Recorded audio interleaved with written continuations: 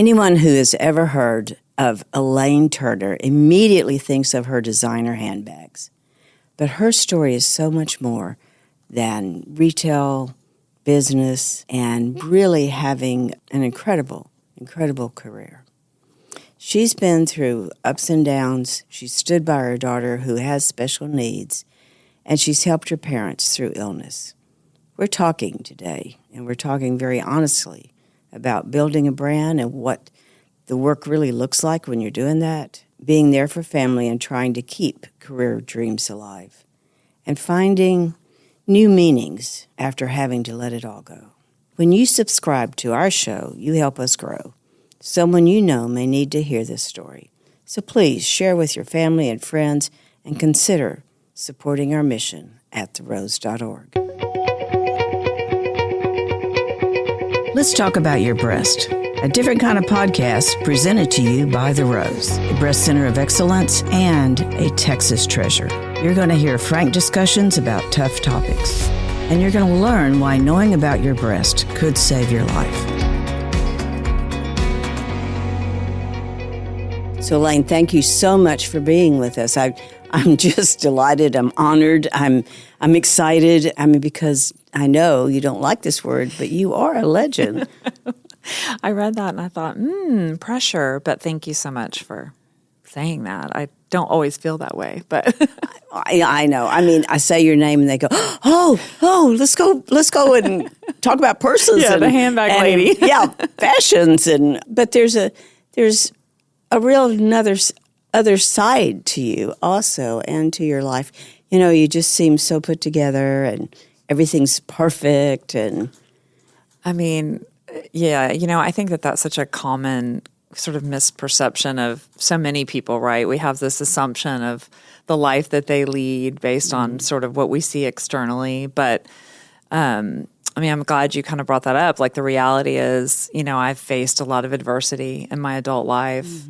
And it's, on the one hand been a challenge and created, a lot of stress and grief. But on the other hand, it's really made me who I am today. And it's evolved me into the person that I think ultimately I was always supposed to be.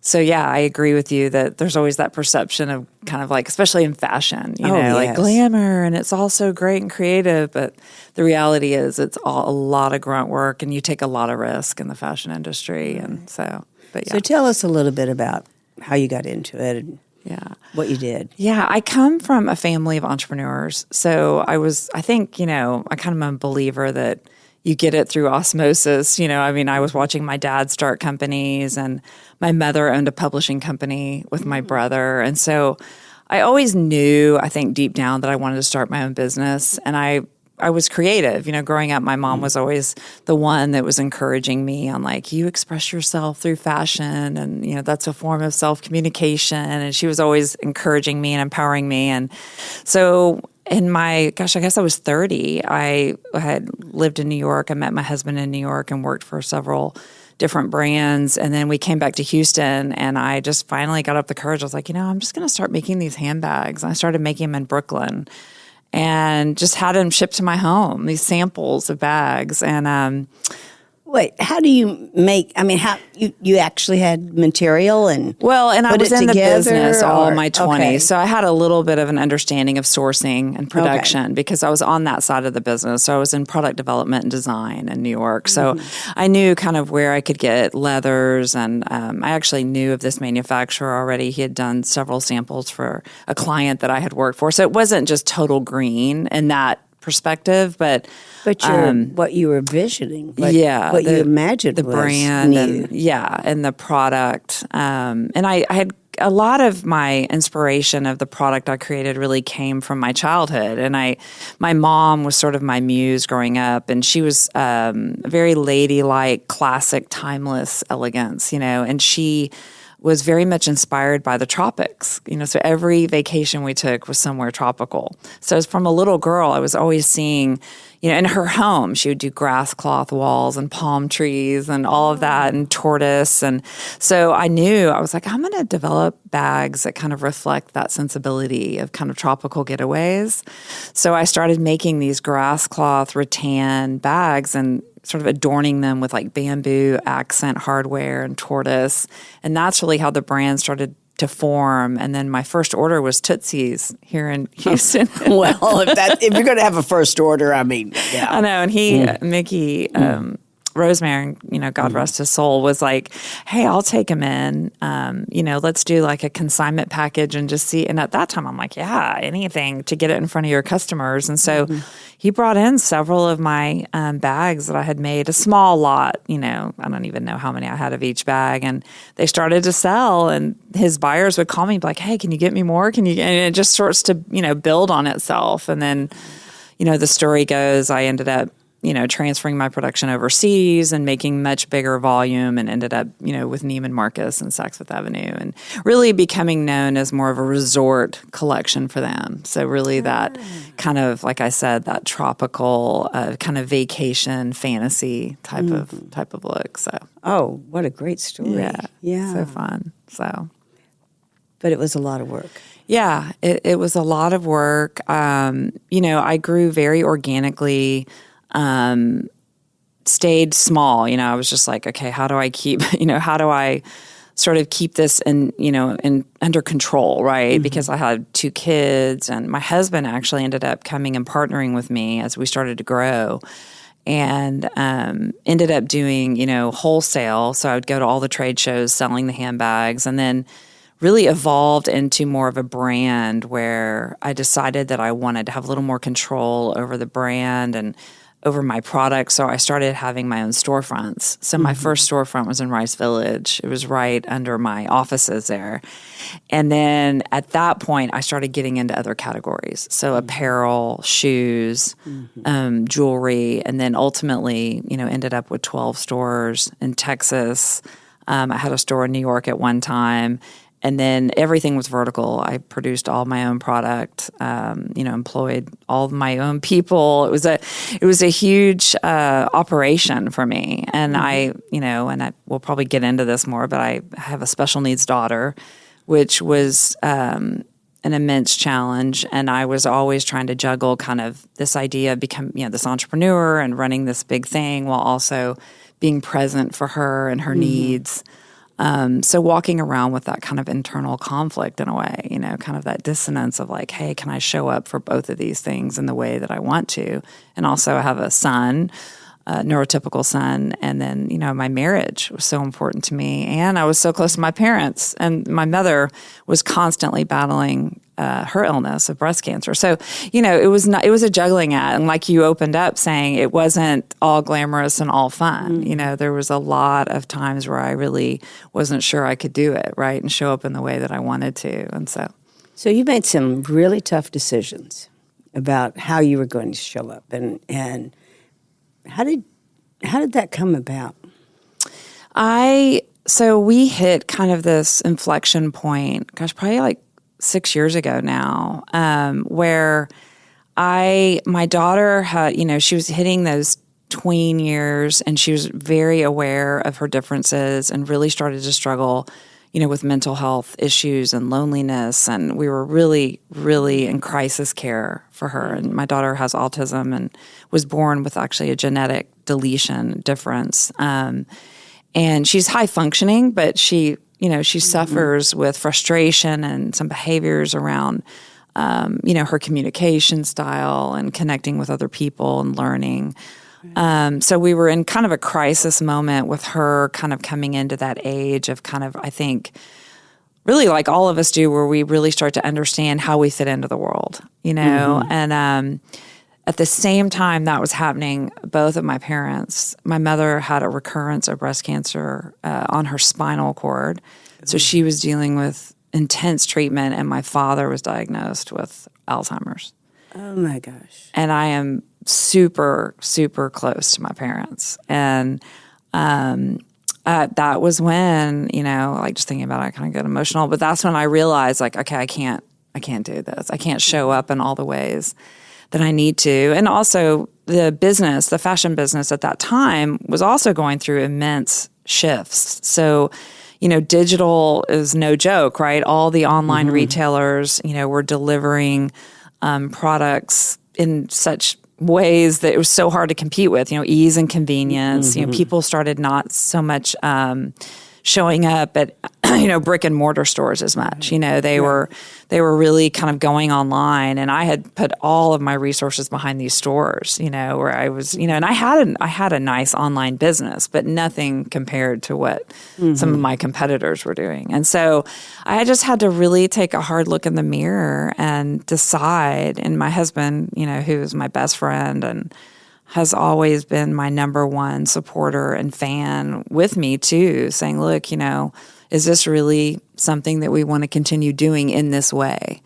Are we able to really give all of ourselves to get this business where we think it needs to be, while also, being there for my daughter, who I knew in my soul that she needed more at that time, and thank God she's doing much better now. But and then with my parents, coming into that sort of phase of their life where they were needing more care, and we just made the decision to slowly start, closing the stores. And at first we thought we would just sort of keep it all online, but then as things evolved, I really wanted to take a step back, and I wanted to be present for my mom and my dad and my daughter. And we eventually got my daughter. We transitioned her to a residential therapeutic school that has been a godsend for her. And she's still there and loving it. And then my parents both, eventually, my mom ended up back in chemo, in and out of treatment. And she just passed away last November. And then my father went on like a 6.5-year journey with Alzheimer's and just passed away a year ago. So it's just been, they both passed away at very similar times. They were married 62 years. It doesn't surprise me. They like planned it, So yeah, it's been a journey, but I don't regret the decisions I've made. And I think, just something to kind of be transparent with you about is I think our society can sometimes get very caught up into this idea of everything sort of this straight ladder to success, or, we kind of, especially in the West, sort of have this achievement culture that it all has to look a certain way. And especially, with social media and, how quickly we receive information, and it's all sort of, curated. And, but the reality is, we're human beings reacting to life's unpredictability and uncertainty of what we're dealing with. And I just think it's important to sort of tell women, like, you don't have to pretend that, it's all perfect all the time. You don't have to pretend that there's one way to do something, and if you don't do it that way, you're a failure, because it's not true. I don't really believe in that. I believe that the most authentic, sort of whole versions of ourselves is the version that's real and has pivoted and done the things that we've needed to do to survive, and made those hard choices that we've all been, and whatever it is in our life, forced to make, that makes us who we are, and it makes our story so layered and complex and interesting. And I just wish more people would talk about those layers, right? Right. Yeah. So anyway, well, I think I'm like in therapy right now. I think what you're saying about this concept of success, and especially as women, and of course I'm quite a bit older than you, but we were never encouraged to be authentic and open, and that was almost a trait of being weak. Vulnerability. And you had to be like the guys, and really, all of my stuff was in the 80s and 90s, and you really did have to model the guys. And I think some of that success concept really did us more harm than good in many ways.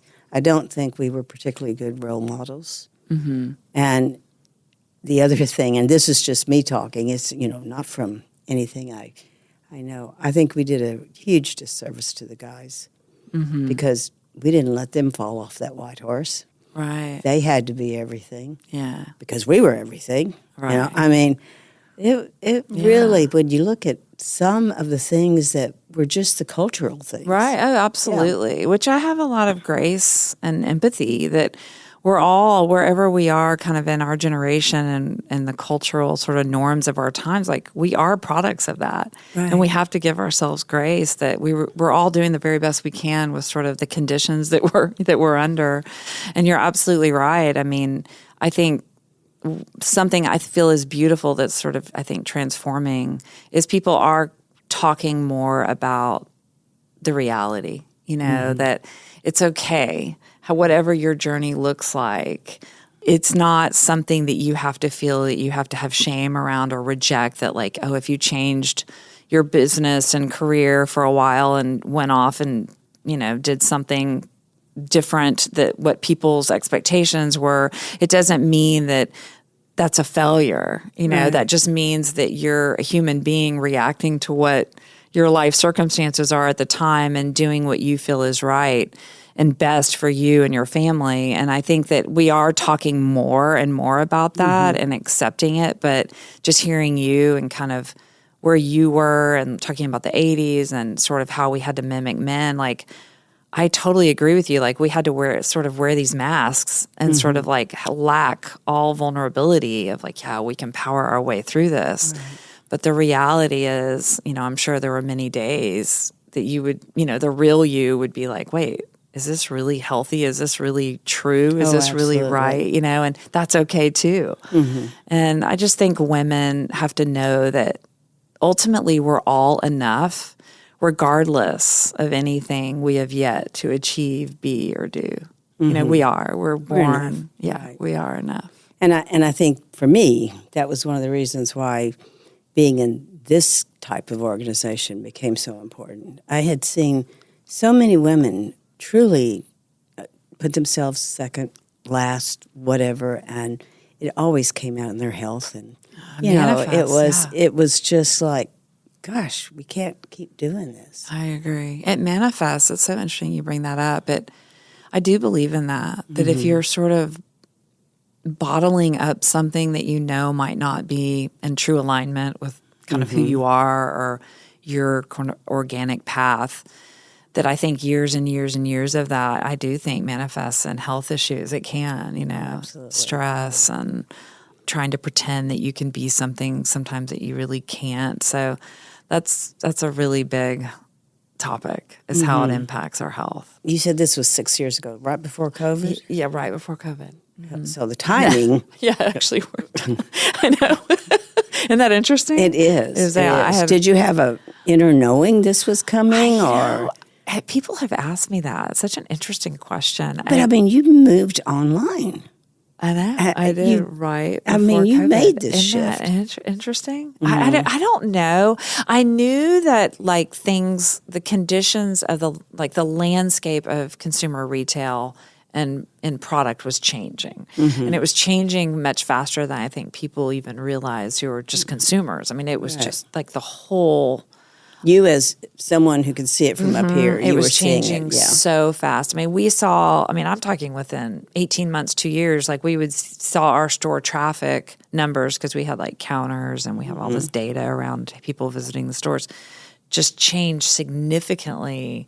Sort of the advent of, I'll just say Amazon even, of the ease and convenience of that from, cut in half, the women who are like, oh, I don't need to go fight for parking spots and go into that store anymore. I can just go click a button. I will say over the past 6-7 years, I think more of a balance has gone back now. I think women I'm talking about women because I do women's retail, but I think women have kind of now gone like, okay, wait, we kind of went one extreme where we were like, oh my gosh, this whole digital thing. But now we're seeing women say, I do want to talk to a human being, and I do want to touch I want to touch it. Yes, that is the big thing. But I think for a while it was really extreme, and then you saw those really successful online retailers do well with that. But I do think now you see brands that really it's back to, look, I have to have the storefronts, and they might not have as much inventory in those storefronts, but they have to have both. Right. Yeah. Now, you went back though. So now I have, for a while I was like, no stores. Yeah. And dealing with, I really transitioned into becoming a full-time caregiver for my parents and also my daughter it took us a while to find kind of where we wanted her to be. But I just 2 years ago opened Edit, and I call it Edit by Elaine Turner. And Edit sort of meaning this idea of kind of curating for women sort of the essentials in life, making sure that I could give her kind of simplifying. I think all of us are so inundated.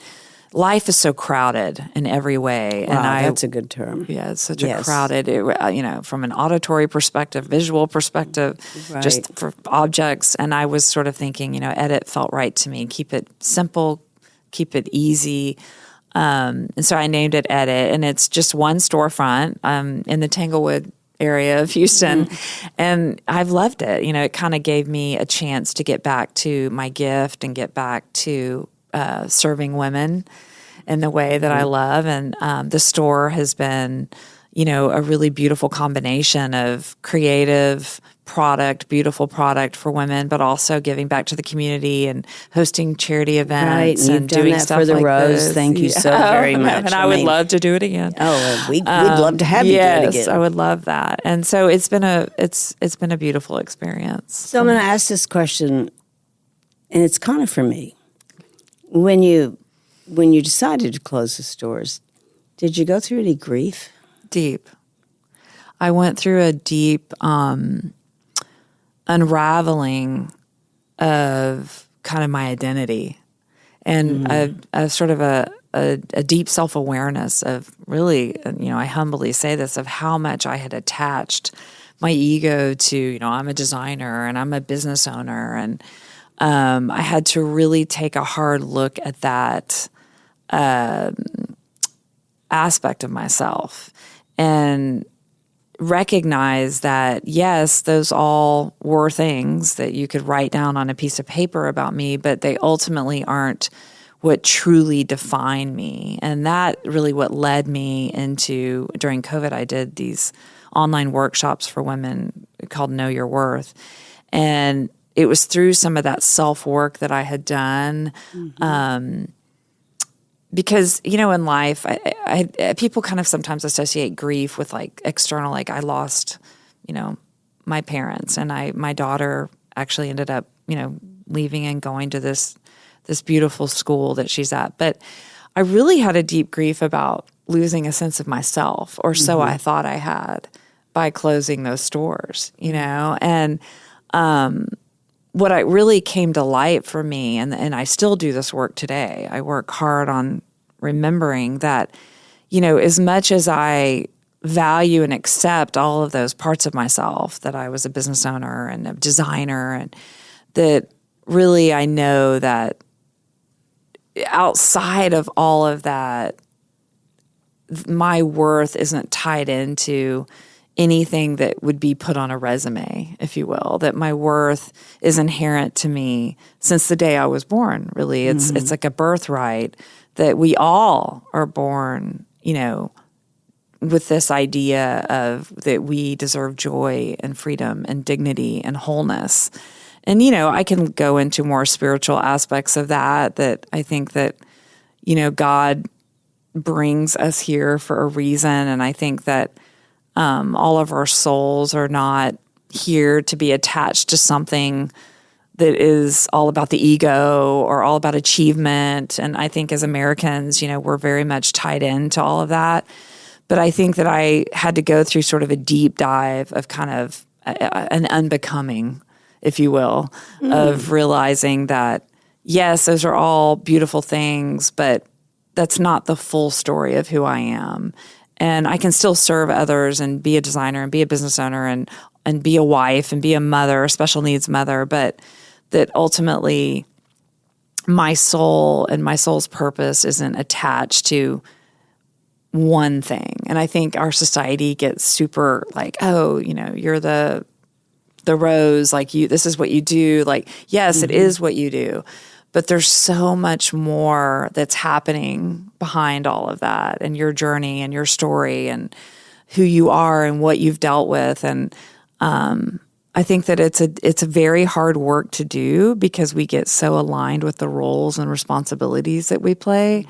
But I think when we can tap in to the idea that our worth is something that's so transcendent of anything that we could be or do, any sort of... How do we do that? It's hard. It's really hard work. And I do think that, it ties in very heavily with a spiritual component. Of knowing that you were brought here inherently whole. So meaning that your origin story starts from a place of abundance, not from a place of lack. And I think so many women start from a place of scarcity and lack. Like, I'm not enough. I'm not doing enough. And it's from little girl all the way. Right. And if there's a way that we could rewrite that story, rewrite that narrative to know that there's really nothing, it doesn't, and by the way, this doesn't mean you give up. Like, oh, well, I'm whole, who cares? That's not what I'm saying. I mean, first of all, once, we're here to continue to learn and grow and evolve. But I think when you do your best work in life, so when you show up your best, it's from a place of abundance, not from a place of fear and scarcity. It's from a place of wholeness. And so always reminding myself that I'm already whole, and there's so much more I can do from that place than from a place of fear and scarcity. And I think that so many of us daily are sort of behaviorally acting out from a place of fear and scarcity. Like, there's just not enough. I can't do enough. I mean, I still do it.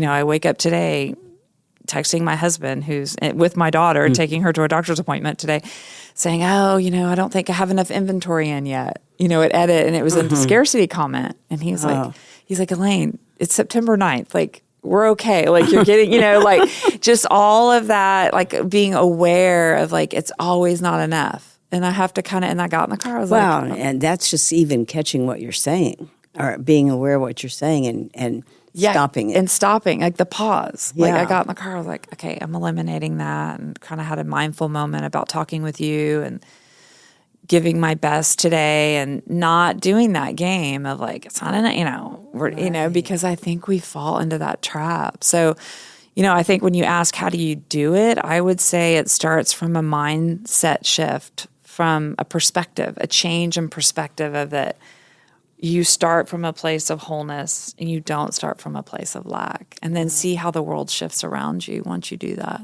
Is that what you taught in your workshops? Yes. Do you still do them? I don't do the workshops, but I do like a lot of speaking. Like, I'll go out. And that's how I heard all of this. Yeah. Thinking, oh my gosh, She's got a I lot wish I could carry her around. in your pocketbook. But listen, there's a lot of, that's bad. There's so much I wish I could convey to my employees. Yeah. Who, when I look at them, single mothers, many, working and all the things they're having to deal with. And I mean, they're dealing in a very emotional environment. People come in very scared. Women are scared. Oh, gosh. And then when we have to tell a woman that she has breast cancer, then my navigators go into work, and I just don't know how. I don't know how my employees do it. I know. And I think, I just wish I could be an Elaine saying, "You're whole now. Don't worry about it." Be that. Well, it's so important for women to tell each other. And breast this. cancer, I think, just even that journey. I mean, you would, the complexity of being diagnosed with the illness, and then also what comes with that of feeling kind of a lack of. I think there's some identity shifts there when you deal with a chronic illness. I mean, there's all that stuff that we're talking about that's happening in real time with women who are dealing with breast cancer. And the caregiver that you had to be for how many years? Yeah. That's a whole different role. Yeah. My mom was diagnosed originally my freshman year at University of Texas in 1989. She was diagnosed with stage 3 breast cancer. And they were not, it was real scary. My dad had it, we came home, and it was my first semester at UT, and he said, we don't know. It's because at that time, there was no tamoxifen, the chemo, they ended up putting her on experimental chemo. And I remember the doctor telling my dad she might not even live through this chemo. It was so toxic. I mean, things have changed so much. Oh, yeah. But I think when I look back and see the perspective, my mom had HER2 positive breast cancer, which at the time was very kind of aggressive, but I think it was like 2 years after her diagnosis, tamoxifen had come on the market. And I believe it kind of saved my mom because it was like the perfect drug for her diagnosis. Right. I mean, not that I'm not a doctor. I don't know all the ins and outs, but I just remember that timing.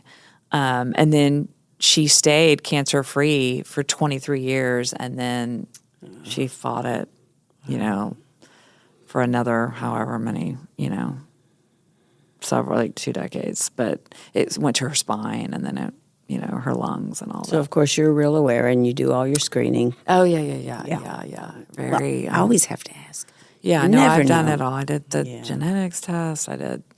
I do all the screening, and my sister and I are both very aware. So, yeah, it's been a front row seat of a lifetime really journey with breast cancer. And my mom is my hero. I mean, she was so optimistic throughout her entire journey and so brave and had incredible care here in Houston. And, there was also a lot of really, I don't know what the right word is, but a lot of kind of beauty and watching my mom navigate breast cancer the way she did. Kind of awe, she really, really took it head on and never lost her faith and fighting it. I mean, she is literally probably the strongest person that I've ever met in my life watching her. Yeah. So, it's like everything. It has all sides to it, right? Right. And you were there. And so many times that's a gift in itself. Yeah. MD Anderson is my second home. Oh, yeah. I bet. All right. We're going to close with what words of wisdom would you like to share? One message to me personally, that will go to everyone. I mean, I guess it would, kind of fall back on like the work that I feel, universally, but the work that I've done personally of knowing that you're enough. I think that that's a huge message for me. And I don't know if it's just because it's something that's resonated so much with me and sort of my own journey of kind of fighting that idea that I had to do more to be okay. Right. But for you and for women to know that, regardless of anything you achieve or that you feel like you've yet to do, that you are whole and that you are here for a reason, and you're sourced from a place of true wholeness. I think that's... I love that. Yeah. Yeah. Thank you for having me. Thank you for being with us. Thank you for joining us today on Let's Talk About Your Breasts. This podcast is produced by Speak Podcasting and brought to you by The Rose. Visit therose.org to learn more about our organization. Subscribe to our podcast, share episodes with friends, and join the conversation on social media using hashtag Let's Talk About Your Breasts. We welcome your feedback and suggestions. Consider supporting The Rose. Your gift can make the difference to a person in need. And remember, self-care is not selfish. It's essential.